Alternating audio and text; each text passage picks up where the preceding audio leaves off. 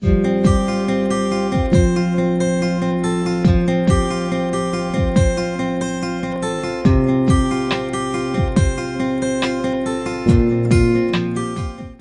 the item that stands out in my memory is getting up from a chair or even out of bed. Raise yourself slowly, stand firmly on your feet and count 3 steps, and then move, waiting for the rhythm of life. Don't sit down, keep mobile, always be on your feet, and even at a meal time, have it standing up occasionally.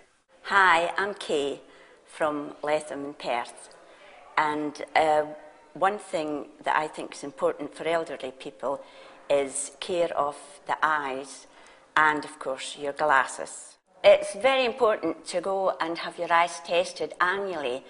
This is a free service, so it shouldn't prove a problem to anybody. Always clean your glasses carefully, because dirty glasses can cause very bad falls, and it's such an easy thing to get a nice clean piece of cloth, clean your glasses very carefully and pop them on again, and I'm sure you'll be able to see a lot better. If up during the night, it's very important to put on a light. Now, you can get sensory lights for the hall and the bathroom. These are worked simply by movement. So as you pass them on the cam or any sort of movement in the hall or bathroom, a touch light by your bed is really the best thing. You can put your hand out while still in bed, touch it, and on it comes, so you can get out of bed and you're safe. Hello, I've come today to talk to you about my experiences with footwear and what I think is the best advice regarding it. What you really must have in footwear, whether it's a slipper or a shoe, is a good, sensible, comfortable grip on the foot. Ladies, don't wear slingback shoes. They're bad. You don't have any support for the back of your foot, and you'll go over your ankle, and you may even sprain your ankle, or even worse. Peep toes are just about as bad, because your toe can touch the ground and you can trip. I've done it, so I avoid that as well. The best kind of shoe is a good, well-fitting shoe that will hold your foot steady. For instance, lacing shoes. You can loosen and tighten as your foot needs to get a bit more room, loosen them up, back to normal, tighten them again. I personally prefer Velcro. It's easy to do, works the same way. Slippers can stretch, and if they stretch, they're going to come off your foot, like mules and flip-flops. They're just the same. Bad, stretchy slippers will come off your foot.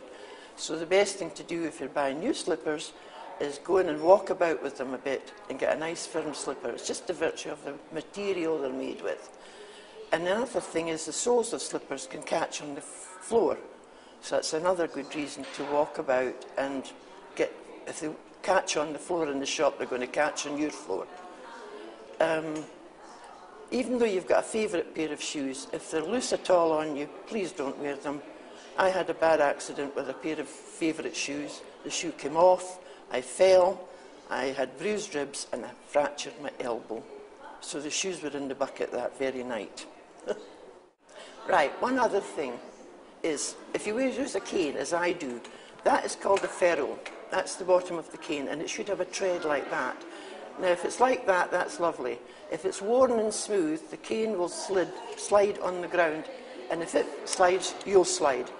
And the thing is, you could become a good cropper. So if your ferrule is worn, please have it replaced. It's a simple thing, and usually it doesn't cost anything. I've been handed these shoes, these slippers, which are pretty obviously done. The best place for them is the bin. The reason, there's no support in the back. They're more like a moccasin, and that's dangerous. They're holey, they're stretched. They're really just an accident waiting to happen. So they go to the bin. My advice would be, don't wait till you've had 6 or 7 falls. Maybe 1 fall, 2 falls. it depends on the type of fall. You should go straight away to your doctor and get referred to the falls clinic, because I think I just waited too long. I just accepted it and thought, well, I'm getting old and I'm falling. And you don't fall because you're old. You fall for a reason. And I think my reasons were medication. Well, recently I think the doctors have been doing revising, you know, on the medication. And they've been doing them once a year now. But I would say, if they're not doing, your doctor's not doing this, then go and ask him to redo your medication.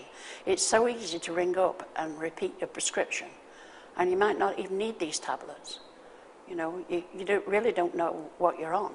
And at the end of the day, it's your body, and the drugs that you put in it is your responsibility. You know, it's up to you what you put in your body. Hello, I'd like to tell you a little about why we feel exercise classes and exercising as in principle is excellent for you, for your health. We feel an exercise class, a small one, has great advantages in the fact that it's getting you out of the house, you're meeting people, you're making friends, and you're exercising and you're keeping yourself healthy at the same time. Having said that, if you're unable to get out and about and you have no transport, or you feel that you're away from a bus route and you still want to exercise, you can do it on your own. You can get up off your chair, you can even wander around the house, wander around the garden, go down for your paper instead of getting someone to bring it up for you. Get up and about as much as you possibly can. Our class itself that we run is a chair-based one, and it is based on the elderly people. Again, this is to get them mobile, get them out and about, and try and get them back on their feet again as soon as possible, gently.